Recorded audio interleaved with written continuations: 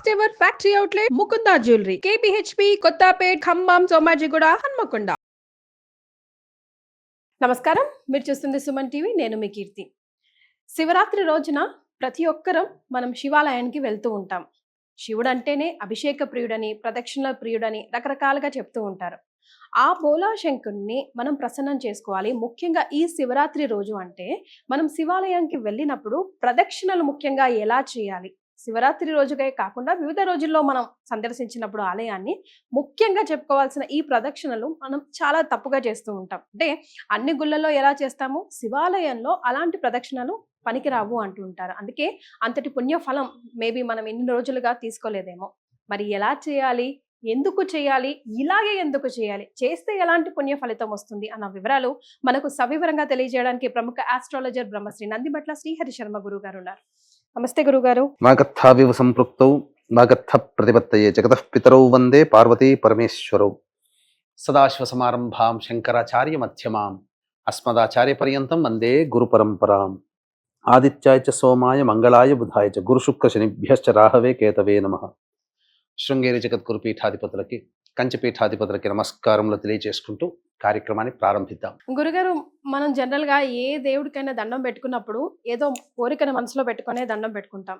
ఎందుకబ్బా అందరికి చిటుకుని అయిపోతాయి, నేను ఏ కోరిక కోరినా ఏ దేవుడు ప్రసన్నం కాడే అంటూ ఉంటాం. అందులో శివుడు బోలా శంకరుడు. ఈ మహాశివరాత్రి రోజున శివుడు అంటేనే అభిషేక ప్రియుడని, ప్రదక్షిణల ప్రియుడని ఇలా రకరకాల చెప్పుకుంటాం కదా.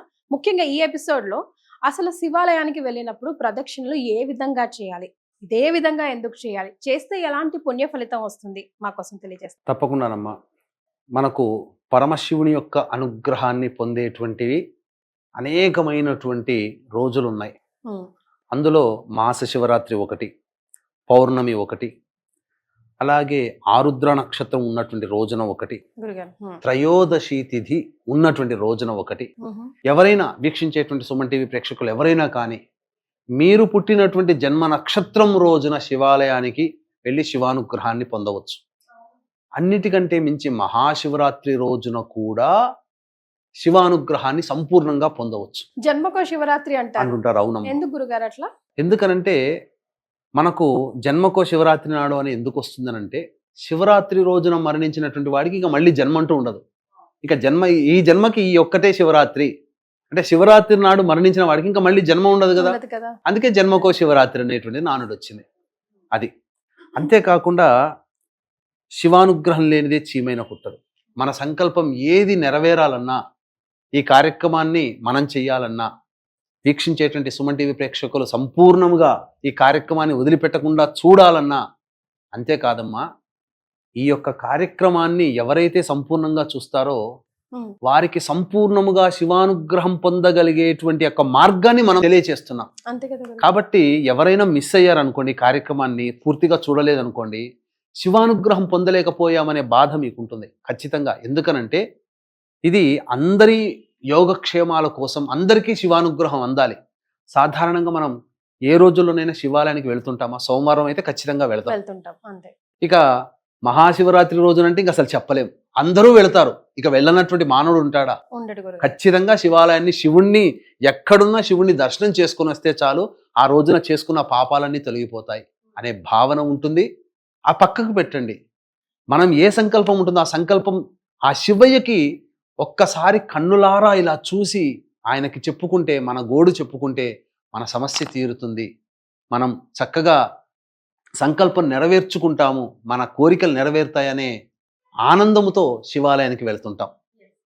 కాబట్టి అటువంటి శివాలయానికి వెళ్ళినప్పుడు చాలా మంది చేసే తప్పు ఏంటంటేనమ్మా, ప్రదక్షిణలు. ఒక్కొక్క దేవతకి ఒక్కొక్క విధంగా ప్రదక్షిణ చెప్పబడి ఉంది. కానీ శివుడికి మాత్రం ప్రత్యేకమైనటువంటి ప్రదక్షిణ, అదే చండీశ్వర ప్రదక్షిణ అని అంటారు. చండీశ్వర ప్రదక్షిణ. ఆ ప్రదక్షిణ చేసినటువంటి మానవుడికి 30,000 సార్లు శివాలయం చుట్టూ ప్రదక్షిణ చేసిన ఫలితం ఒక్క ప్రదక్షిణ వల్ల కలుగుతుంది. ఆ విధంగా 9 సార్లు గనక ఎవరైతే చండ ప్రదక్షిణ చేస్తారో, ఇప్పుడు మనకు టిబెట్ దగ్గర కైలాస మానస సరోవరం, కైలాస పర్వతం ఉందంటారు కదా, ఆ కైలాస పర్వతం చుట్టూ ముమ్మార్లు తిరిగినటువంటి ప్రదక్షిణ ఫలితాన్ని పొందుతారు. అక్కడికి వెళ్ళలేనటువంటి వాళ్ళు, మానస సరోవరం అక్కడ దాకా వెళ్ళలేము కదా అని అనుకుంటారు కదా, అటువంటి వాళ్ళు ఇప్పుడు మనం చెప్పబోయేటువంటి ప్రదక్షిణ ఏదైతే ఉందో ఆ ప్రదక్షిణని సశాస్త్రీయముగా ధర్మ ప్రకారము ఆచరించినటువంటి మానవుడికి ముమ్మార్లు ఆ కైలాస పర్వతం చుట్టూ తిరిగినటువంటి ప్రదక్షిణ ఫలితాన్ని సద్యస్కాలంలోనే పరమేశ్వరుడు అనుగ్రహించి వారి సంకల్పం నెరవేర్చడమే కాకుండా జన్మ జన్మలకి తరతరాలకి సరిపడా శివానుగ్రహాన్ని ఆ కుటుంబంలో వేస్తాడు. వావ్, మా అదృష్టం గురుగారు, మీ ద్వారా తెలుసుకోగలుగుతున్నాం ఈ రోజు. తప్పకుండా అందుకని అందరికీ అందించాలనే సదుద్దేశంతో మొట్టమొదలుగా శుచి శుభ్రతలు పాటించి చక్కగా స్నానం ఆచరించి చక్కటి శ్వేత వస్త్రములు ధరించి కాలి నడకన చెప్పులు లేకుండా కాలి నడకన ఇంటి నుంచి దేవాలయానికి వెళ్ళవచ్చు. వెళ్ళి మొట్టమొదలుగా నవగ్రహాల చుట్టూ శివాయ నమః అంటూ 27 ప్రదక్షిణలు చేయాలి. చాలా మంది నవగ్రహాల చుట్టూ తిరిగిన తర్వాత కాళ్ళు కడుక్కోవాలి అని అంటారు. తప్పమ్మ, ఎక్కడా చెప్పబడలేదు. ఈ యొక్క ధర్మం గురించి ధర్మ సందేహాలు కార్యక్రమంలో మనం దీని గురించి సవివరంగా తెలియచేసుకుందాం. ఇక తరువాత శివాలయ ప్రదక్షిణ అనేటువంటిది చేయాలనుకున్నప్పుడు ఎలాగో శివాలయానికి వెళ్తాం కదా, నవగ్రహాలు ఎలాగో ఉంటాయి. ముమ్మార్లో శివాయ నమః అంటూ 27 ప్రదక్షిణలు చేసిన తర్వాత శివాలయానికి పక్కనే ఉన్నటువంటి శివాలయానికి చేరుకోవాలి. ముందుగా చేరుకున్న తర్వాత మొట్టమొదటిగా నందీశ్వరుని దగ్గరికి వెళ్ళాలి. నందీశ్వరుడు సదా ధ్యానముతో ఈశ్వరుని ఆరాధిస్తుంటాడు.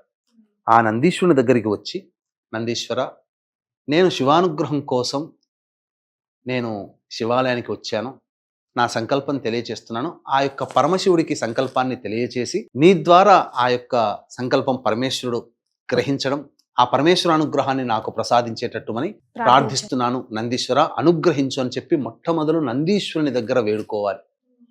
వేడుకున్న తర్వాత తదనంతరం ఏ విధంగానైతే మనం లోపలికి ప్రవేశిస్తామో అదే విధంగా వెనక్కి రావాలి. ఓకే, అంటే వెనక్కి తిరిగి చూడకుండా ఇట్లా వెనక్కి తిరిగి చూడకుండా ఇలా వెనక్కి రావాలి. మళ్ళీ నందిని దాటి మళ్ళీ ఆ వైపు నుంచి రాకూడదు, నందిని దాటకూడదు. ఇక్కడ మనకు నందీశ్వరుడు ఉంటాడమ్మా. మొట్టమొదలు నంది ఈ విధంగా దేవాలయంలోకి చేరుకున్నాక ఈ విధంగా మనం ప్రవేశం చేసి నందీశ్వరుని దగ్గరికి వచ్చి కోరిక నెరవేర్చుకొని మళ్ళీ వెనక్కి వచ్చి ధ్వజస్తంభం దగ్గర ఉండాలి. ఒకసారి పరమేశ్వరునికి నమస్కారం చేసుకోవాలమ్మా. ధ్వజస్తంభం దగ్గర ఉండి, ధ్వజస్తంభం లేకపోతే నంది వెనకాల ఉండి ఒకసారి నమస్కారం చేసుకొని, ఇక శివాలయం అనేటువంటిది ఈ విధంగా ఉంటుంది. లోపల శివుని లింగము, గర్భాలయం. ఇది గర్భాలయం తర్వాత ఈ గర్భాలయం నుంచి ఈ విధంగా ఇక్కడ సోమసూత్రం అని అంటారు. అంటే అభిషేకం చేసినటువంటి జలమంతా ఈ విధంగా ఇక్కడ ఉంటుంది.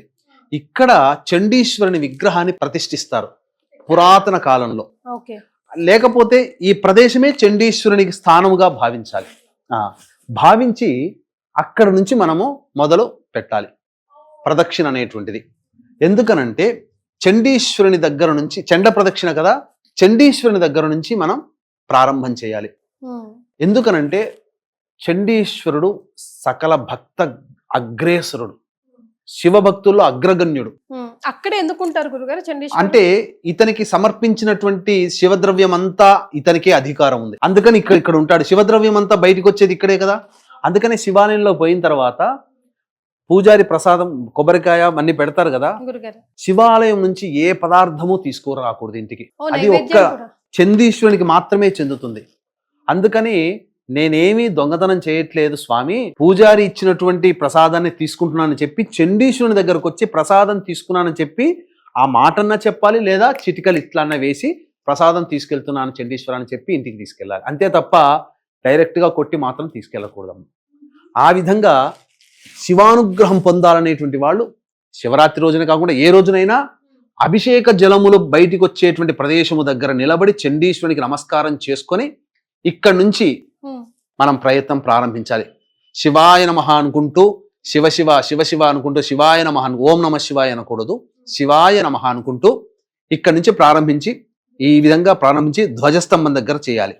మళ్ళీ ఈ ధ్వజస్తంభం దగ్గర నుంచి ఈ విధంగా మళ్ళీ ఇలా ప్రదక్షిణ చేసుకుంటూ వచ్చి ఇక్కడికి వస్తే మళ్ళీ చండీశ్వరుని దగ్గరికి రావాలి. ఇది అయిన తర్వాత మళ్ళీ ఈ చండీశ్వరు దగ్గర నుంచి ఇలా వెనక్కి రావాలి. మళ్ళీ ధ్వజస్తంభం దగ్గరకు వచ్చి ఒక 2-3 సెకండ్లు నిలబడి శివుణ్ణి చూడాలి. చూసి మళ్ళీ ఈ విధంగా మళ్ళీ చండీశ్వరుని దగ్గరికి రావాలి. వచ్చిన తర్వాత మళ్ళీ ఈ విధంగా చండీశ్వరుని దగ్గర నుంచి మళ్ళీ ధ్వజస్తంభం దగ్గరకు వచ్చి ఈ విధంగా మళ్ళీ ఈ విధంగా మళ్ళీ చండీశ్వరుని దగ్గరికి రావాలి. వచ్చి మళ్ళీ ఈ చండీశ్వరుని దగ్గరికి రావాలి, ధ్వజస్తంభం దగ్గరికి రావాలి. ఎస్. మళ్ళీ ధ్వజస్తంభం దగ్గర నుంచి మళ్ళీ చండీశ్వరుని దగ్గరికి వచ్చి మళ్ళీ ఈ విధంగా చండీశ్వరుని దగ్గర నుంచి ధ్వజస్తంభం దగ్గరికి వచ్చి ఈ ధ్వజస్తంభం దగ్గరకు వచ్చిన తర్వాత అంటే ముమ్మార్లు ప్రదక్షిణ చేస్తాం దీన్ని. ఈ విధంగా 3 సార్లు ప్రదక్షిణ అవుతుంది. అప్పుడు ఇలా ధ్వజస్తంభం పక్క నుంచి శివాలయానికి చేరుకొని శివుడికి నమస్కారం చేసి వెనక్కి రావాలి. ఇలా నందీశ్వరునికి మాత్రం దాటకూడదమ్మా. ఓకే. ఈ విధంగా శివయ్యకి నందీశ్వరునికి మధ్యలో నుంచి దాటకూడదు. దాటకూడదు. దీనివల్ల ఫలితాలు తెలియజేస్తాను.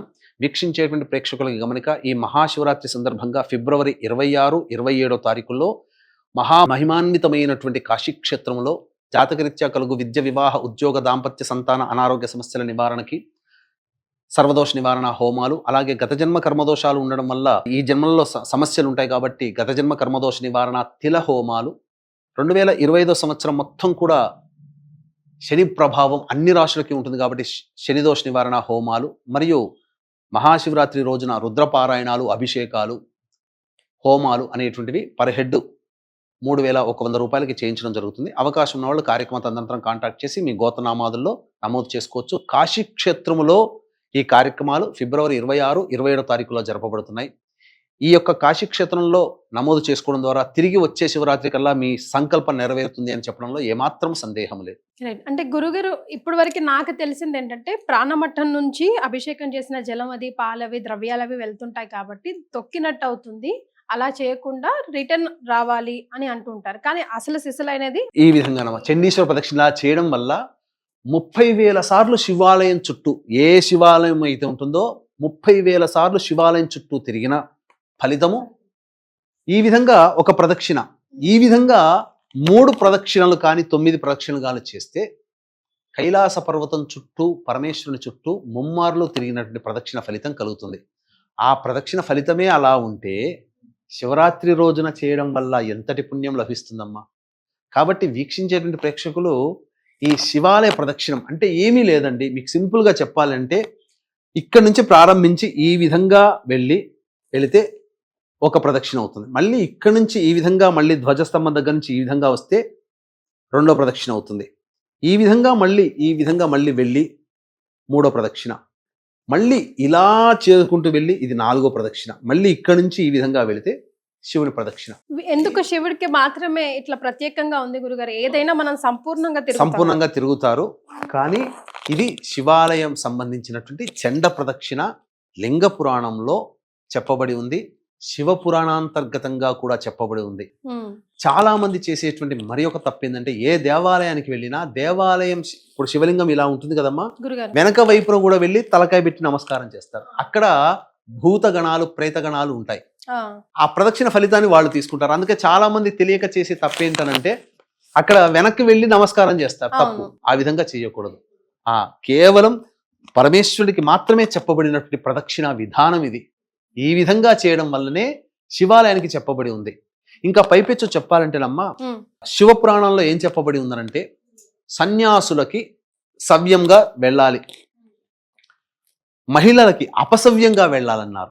అంటే ఇక్కడి నుంచి మొదలు వెనక్కి నుంచి రావాలని చెప్పి మహిళలు, గృహస్థులు, పెళ్ళైన వాళ్ళు సవ్యము అపసవ్యం ఏ విధంగానైనా చేయవచ్చు. కాబట్టి ఇదంతా కన్ఫ్యూజన్ లేకుండా వీక్షించేటువంటి ప్రేక్షకులు ఎవరైనా కానీ అదే అసలు ఓం నమ శివాయని ఆడవాళ్ళు అనకూడదు. మీరు కూడా అసలు ఓం నమ శివాయని ఎప్పుడు అనటం నేను వెళ్ళే, శివాయ నమః అంటారు మా ముఖంగా. అవునమ్మా, కెమెరా ముఖంగా మీరు ఎప్పుడు కూడా అనరు.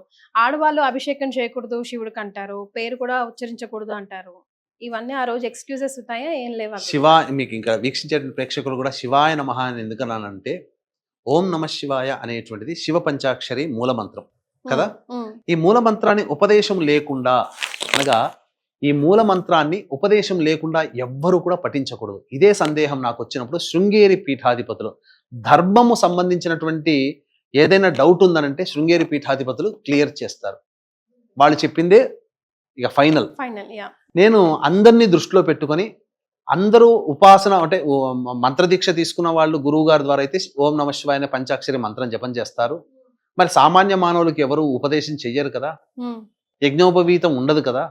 మరి అటువంటి వాళ్ళు ఏ నామాన్ని జపిస్తే అంతటి పుణ్యం అంతటి తత్ఫలితాన్ని పొందుతారు, అంతటితో సమానమైన ఫలితం శివ పంచాక్షరితో అనంటే వారు చాలా ప్రేమతో శివాయ నమః అంటే చాలు నాయన అన్నారు.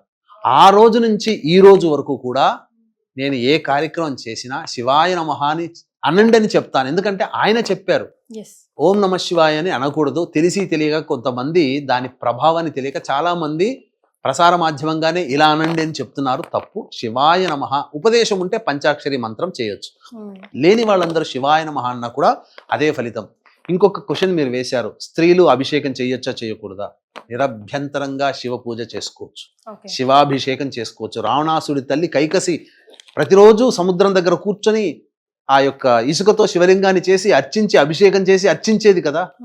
మరి ఇంతకన్నా మనకు దృష్టాంతం ఏం కావాలి? మరి గురు ఖచ్చితంగా అందరూ అన్ని వాళ్ళు కూడా చేసుకోవచ్చు అన్నమాట, తప్పేమీ లేదు. చాలా సంతోషం గురుగారు. ఎప్పుడైతే శివాలయానికి వెళ్తాం కానీ ఈ విధంగా ప్రదక్షిణ మాత్రం ఎవరు చేయడం చూడలేదు. ముఖ్యంగా చిటికలు వేసి కూడా నేను ప్రసాదం తెచ్చుకుంటున్నాను అన్న మాట అక్కడ అప్పచెప్పి చెప్పాలి. రావాలి అంటున్నారు కదా. ఆ అవునమ్మా. విషయం కూడా మొదటిసారి చాలా మంది ఇప్పటికీ కూడా శివాలయంలో చండీశ్వరుని దగ్గరకు వచ్చి తమ యొక్క విధానాన్ని చెప్పుకొని వెళ్ళిపోతారు. చాలా చక్కటి విషయాలు తెలియజేశారు గురుగారు. ధన్యవాదాలు. సర్వం శ్రీ ఉమామహేశ్వర పరబ్రహ్మార్పణమస్తు.